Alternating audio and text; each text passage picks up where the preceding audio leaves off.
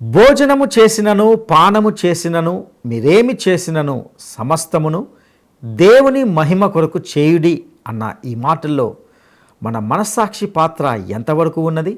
ఈ మాటలను చర్చిద్దాం.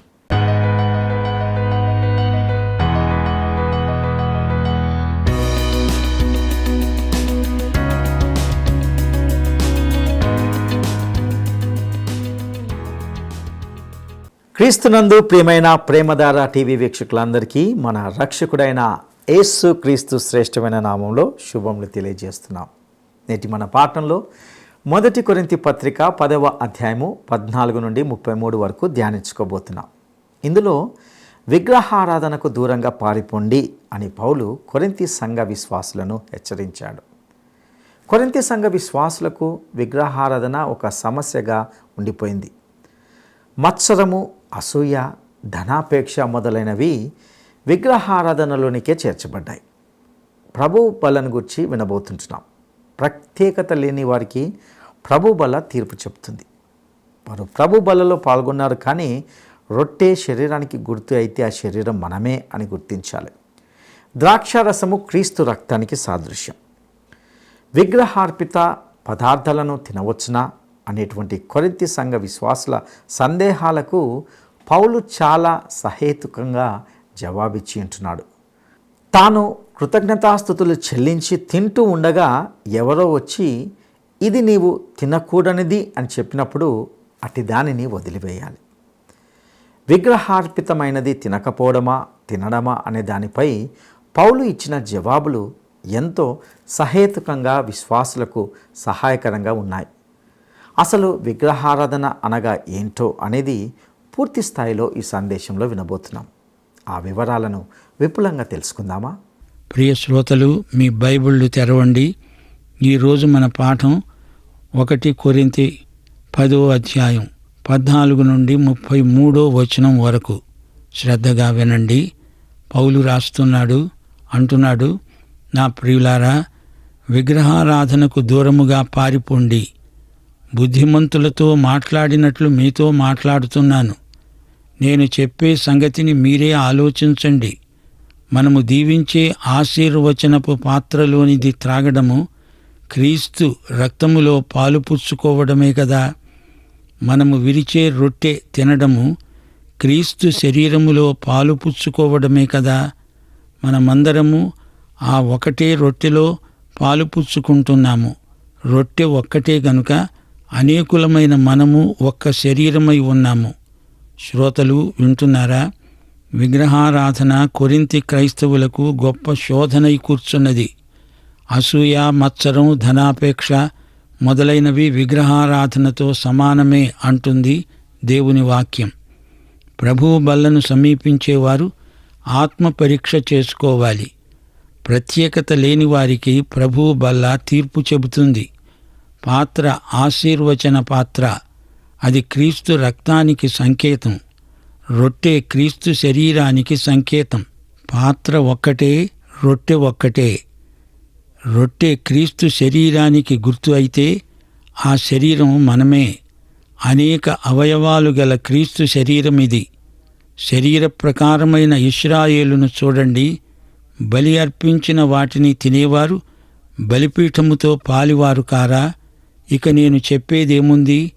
విగ్రహార్పితములో ఏమైనా ఉన్నదని అయినా, విగ్రహములలో ఏమైనా ఉన్నదని అయినా నేను చెబుతానా? లేదు. కాని అన్యజనులర్పించే బలులు దేవునికి కాదు, దయ్యాలకే అర్పిస్తున్నారని చెబుతున్నాను.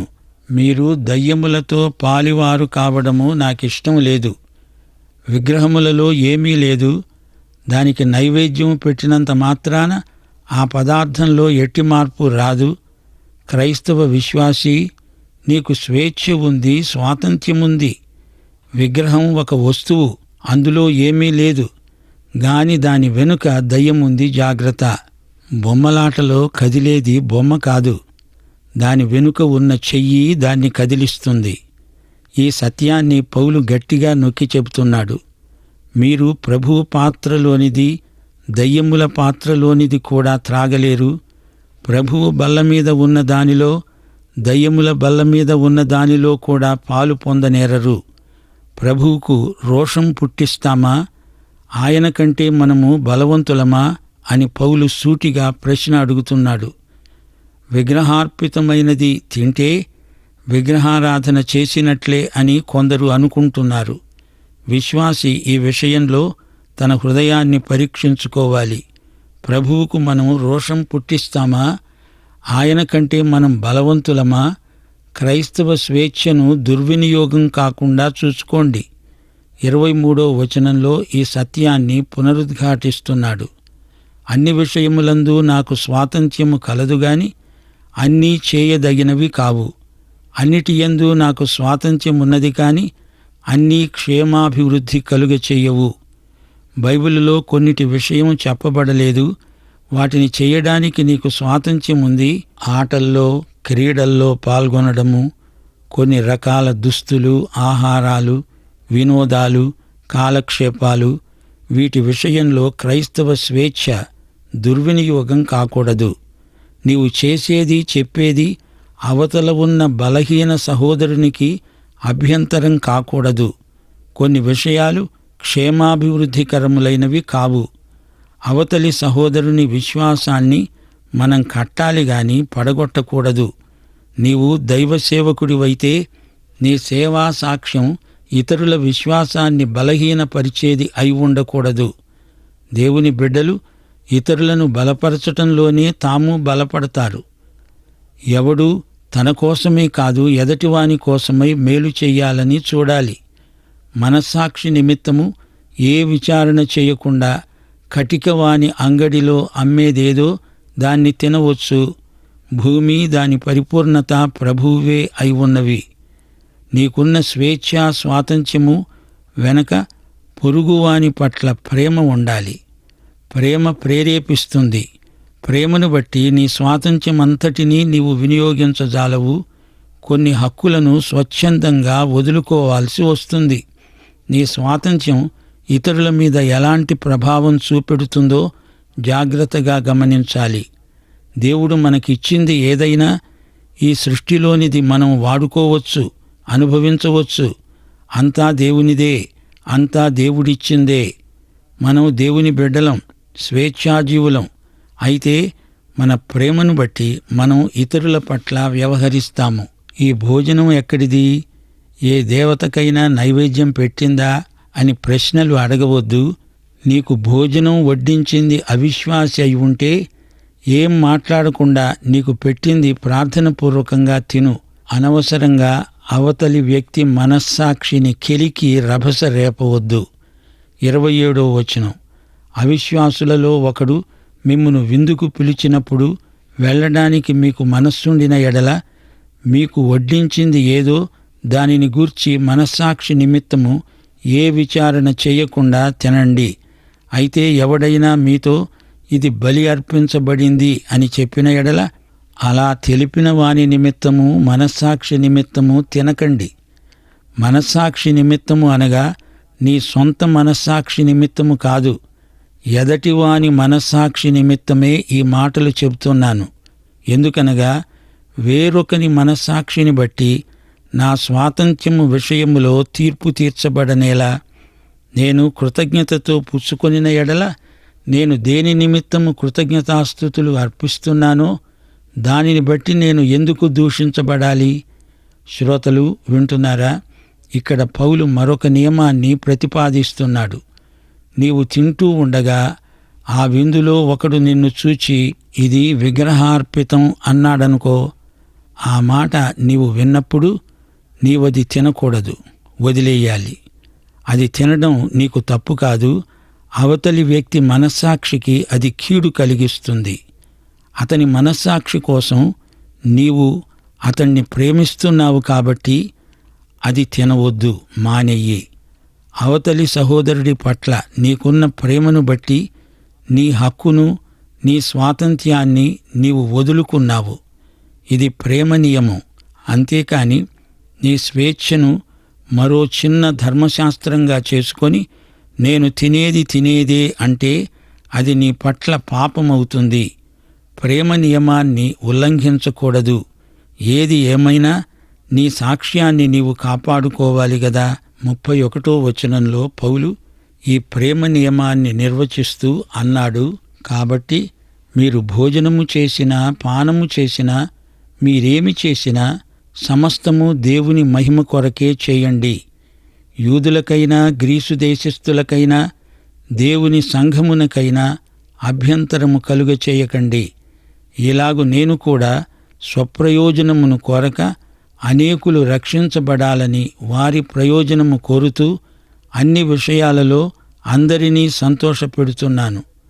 11 నేను క్రీస్తును పోలి నడుచుకుంటున్న ప్రకారం మీరు నన్ను పోలి నడుచుకోండి.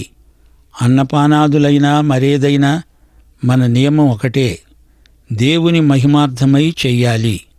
మనం ఆదివారం ఆరాధనకు గుడికి వెడుతున్నామంటే దేనికోసం? విమర్శల కోసమా? విశ్వాసి చేసేదంతా చెప్పేదంతా మన దేవుని మహిమ కోసమే. లోక జనాభా అంతటినీ పౌలు 3 వర్గాలుగా విభజిస్తున్నాడు.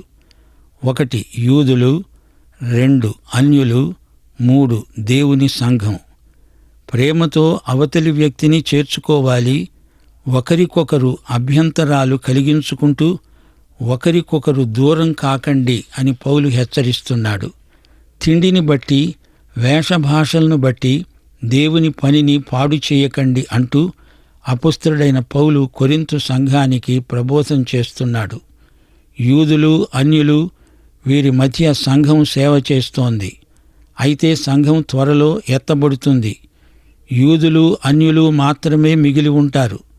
వారి కోసం దేవుడు ఒక ప్రత్యేక కార్యక్రమం రూపొందించి ఉంచాడు. అంతవరకు సంఘం యూదులను, అన్యులను సంపాదించాలి. దేవుని బిడ్డలారా, దేవునికి మహిమ కలిగించనిది ఏదీ చేయకండి. నశించిన వారిని ప్రభువు దగ్గరికి రాబట్టాలి. అదే ఈ రోజున మన ధ్యేయం. పౌలు సవాలు విన్నారా? నేను క్రీస్తును పోలి నడుచుకుంటున్నాను, చూస్తున్నారు గదా, మీరు నన్ను పోలి నడుచుకోండి. శ్రోతలు, క్రీస్తును పోలి నడుచుకునే నాయకులను పోలి నడుచుకోవడం శ్రేయస్కరం. దేవుడు మనకు అలాంటి నాయకులను దయచేయునుగాక. ఈరోజు మనం ఈ పాఠంలో ఎన్నో సత్యాలు నేర్చుకున్నాము.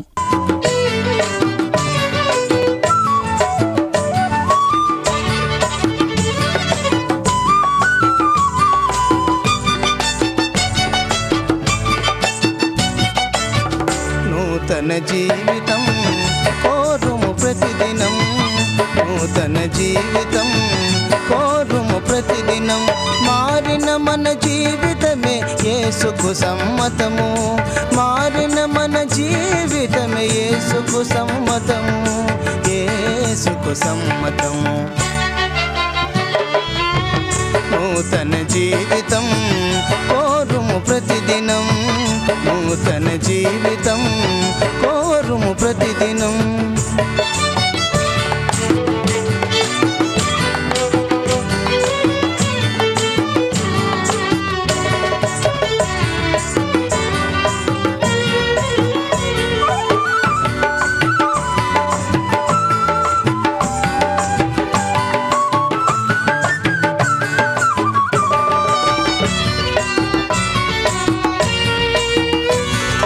మాలిన్యముతో నిండిన మనసు మానవ జీవితమునకది చెరుపు.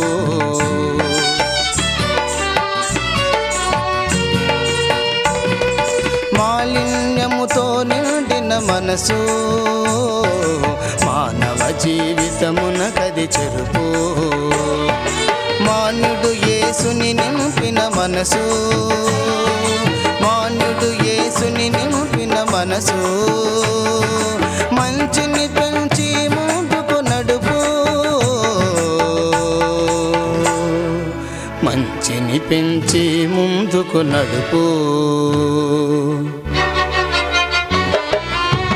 నూతన జీవితం కోరుము ప్రతిదినం, నూతన జీవితం కోరుము ప్రతిదినం.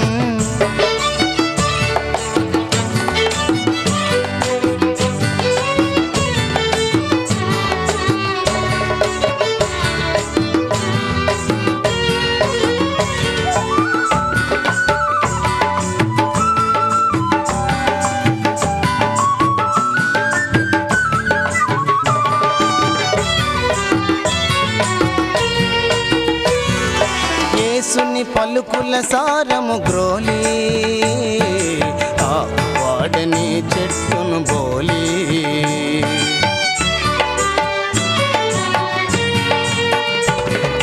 యేసుని పలుకుల సారము గ్రోలి ఆ వాడని చెట్టును బోలి. వాక్యమనే ఖడ్గము చేబూని వాక్యమనే ఖడ్గము చేబూని సాతానుకు జడియక ఎదురించు సాతానుకు జడియక ఎదురించు. నూతన జీవితం కోరుము ప్రతిదినం నూతన జీవితం కోరుము ప్రతిదినం. మారిన మన జీవితమే యేసుకు సమ్మతము మారిన మన జీవితమే యేసుకు సమ్మతము యేసుకు సమ్మతము. నూతన జీవితం కోరుము ప్రతిదినం నూతన జీవితం కోరుము ప్రతిదినం. 1 కొరింథీ 10:13 నుండి 22 వరకు దేవుని వాగ్దానం పేర్కొనబడింది.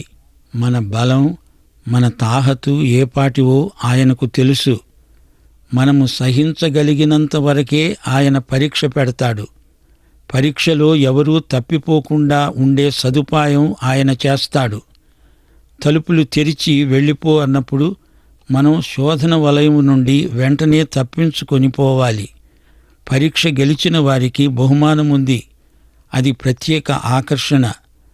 10:22 నుండి 33 వరకు దేవుని మహిమను గురించి ప్రస్తావిస్తున్నాడు.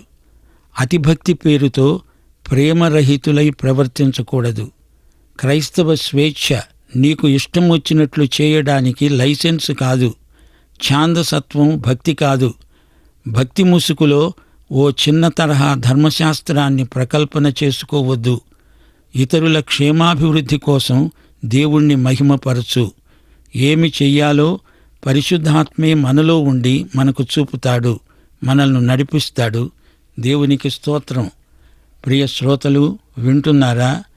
విగ్రహార్పితమైన నైవేద్యాలను తినవచ్చునా అనే అంశాన్ని గురించిన హితబోధే ఈ పాఠమంతా. విశ్వాసి ప్రతిదీ ఇది ఎక్కడి నుంచి వచ్చింది, ఇది విగ్రహార్పితమా అనే సంగతులను చూడ్డానికి వేగులవాడేమీ కాదు. రక్షణ లేని అవిశ్వాసి ఇంటికి భోజనానికి వెళ్ళావే అనుకో, వంటగది ఆరాలు తీసే పని నీది కాదు. నీవు వంటగది గూఢచారివి కావుగదా. బలహీనుడైన సోదరుడు పనిగట్టుకొని నీకు ఈ సంగతి చెప్పాడనుకో, ఇది విగ్రహార్పితం అన్నాడనుకో, అప్పుడు ఆ ఆహారం అది మాంసమైనా మరేదైనా తినవద్దు. ఒకే యేసు శరీరాన్ని పంచుకుంటున్న విశ్వాసులం మనమంతా బలహీన అవయవాలను కాపాడాలి, బలపరచాలి. యూదులకు గాని అన్యులకు గాని దేవుని సంఘానికి గాని ఎవ్వరూ ఎట్టి అభ్యంతరము కలిగించకూడదు. స్వాతంత్ర్యమిచ్చే ఆత్మ నియమాన్ని ఎదిరించకూడదు. విగ్రహాలకు అర్పించిన మాంసాన్ని గురించి వారికి కొన్ని మూఢనమ్మకాలున్నాయి. దేవత నైవేద్యంలోకి వస్తుందని, దాన్ని తింటే ఆ దేవత ఆ మనిషిలోకి వస్తుందని వారి నమ్మకం. అందుకే పౌలు ఈ విషయాన్ని ఇంత విపులంగా చర్చించవలసి వచ్చింది. దయ్యాలంటే భయం, అవి చెడుగు చేస్తాయని వారి అనుమానం.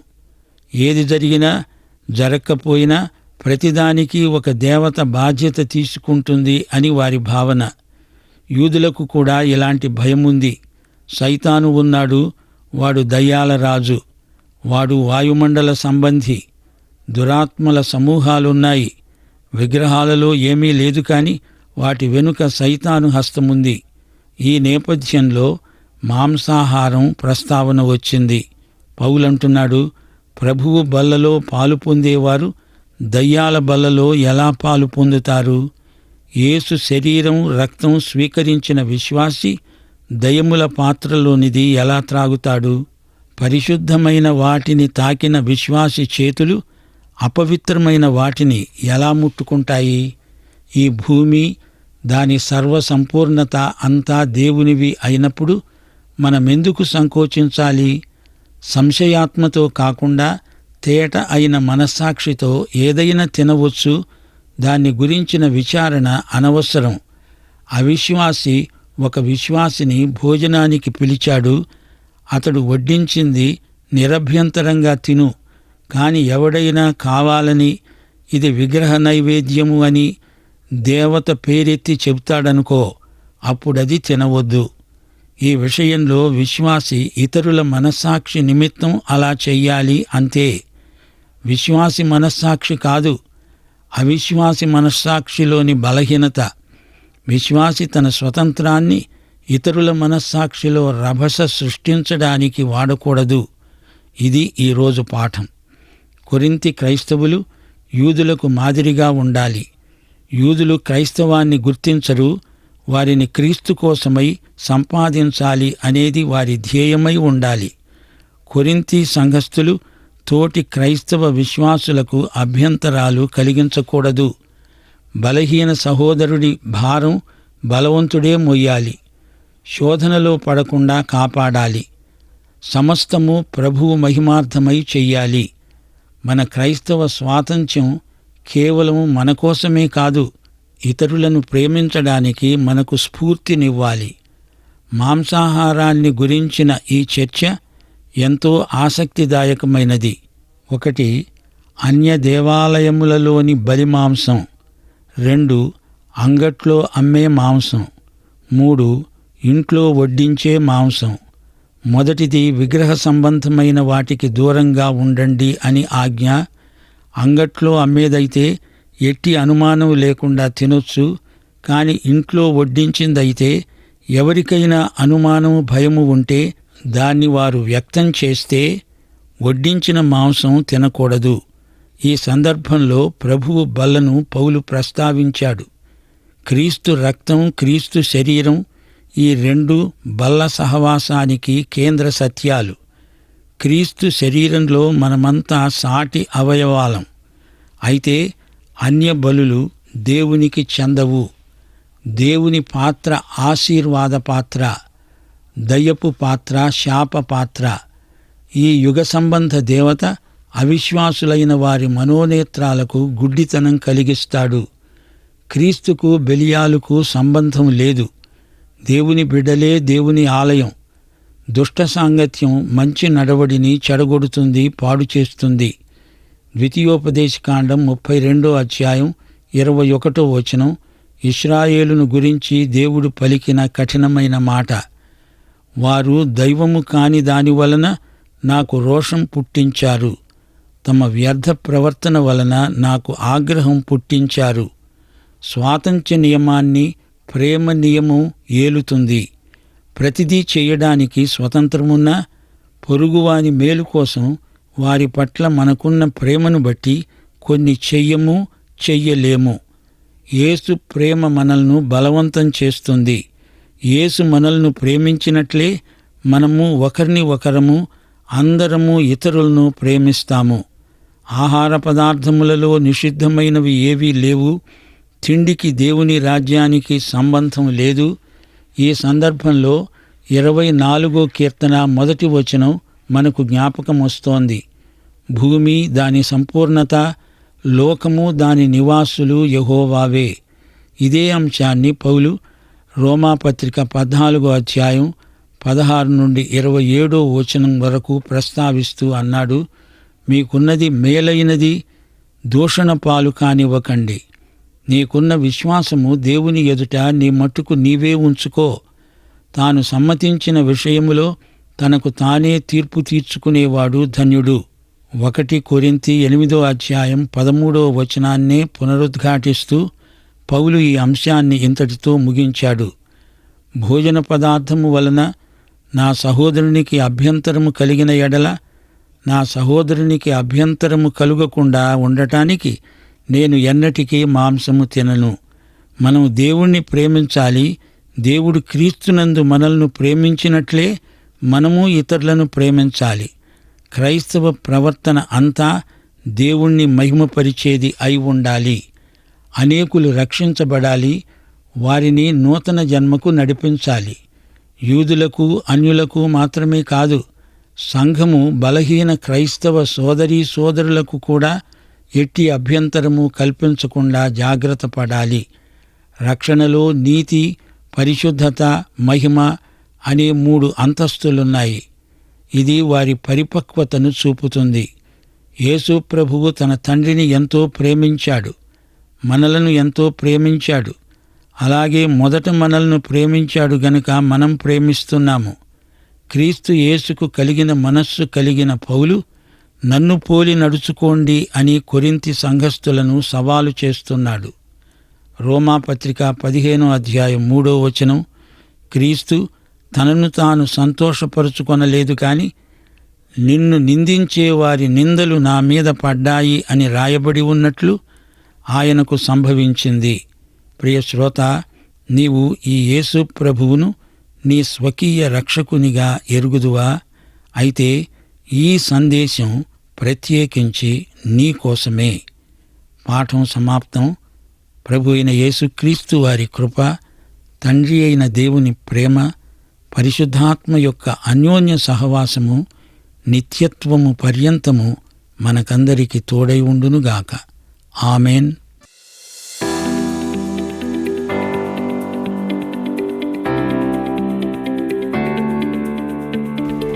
ఈ సందేశంలో పౌలు దేనికి దూరంగా పారిపోమ్మని హెచ్చరించాడు. ఈ సందేశంలో పౌలు దేనికి దూరంగా పారిపోమ్మని హెచ్చరించాడు. 1 యవనేచ్ఛలకు, 2 మనలోని ఈ లోక సంబంధమైన కోరికలకు, 3 విగ్రహారాధనకు. ఈ ప్రశ్నకు సరైన జవాబును ఈ వాట్సాప్ నంబర్కు పంపండి. ప్రియులారా, ఇంతవరకు ఈ పాఠంలో ఎన్నో సత్యాలు నేర్చుకున్నాం. ఈ సందేశంలో కీలకమైన అంశంగా చెప్పబడింది ఏమిటంటే, మనము ఏమి చేసినను అనగా భోజనం చేసినను, పానము చేసినను, మీరేమి చేసినను సమస్తమును దేవుని మహిమ కొరకు చేయుడి అని పౌలు మనలను హెచ్చరించినట్లుగా అర్థం చేసుకోగలం. ఈ సందేశము దేవుణ్ణి మహిమపరచడాన్ని గురించి ఎక్కువగా మాట్లాడుతూ ఉంది. బలి అర్పించిన వాటిని తినువారు బలిపీఠముతో పాలివారైనట్లే మనస్సాక్షికి అనుగుణంగా మనము ప్రవర్తించాలి అని తెలుసుకున్నాం. తన తోటివాని మనస్సాక్షి నిమిత్తము దేనినైనా, చివరికి మాంసం తినడమైనా వదిలివేయాలని చెప్పబడింది. పొరుగువాని ఎడల ఉండవలసిన క్రైస్తవ ప్రేమను గూర్చి కొరింథీ పత్రిక ఎక్కువగా తెలియజేస్తూ ఉంది. క్రీస్తునందు రక్షణ పొందిన విశ్వాసులకు ఇవ్వబడిన స్వేచ్ఛ తమకిష్టం వచ్చినట్లు చేయడానికి కాదు. తమ స్వేచ్ఛ స్వాతంత్ర్యాల వెనుక పొరుగువాని ఎడల ప్రేమ ఉండాలి. వేరొకరి మనస్సాక్షిని బట్టి మన స్వేచ్ఛ స్వాతంత్ర్యాలపై తీర్పు పొందకూడదు. మన స్వేచ్ఛ స్వాతంత్ర్యాలను పొరుగువాని ఎడల దేవుని ప్రేమను పంచడంలో వినియోగించబడాలి. అట్టి కృప దేవుడు మనకు దయచేయునుగాక. దైవాశీస్సులు.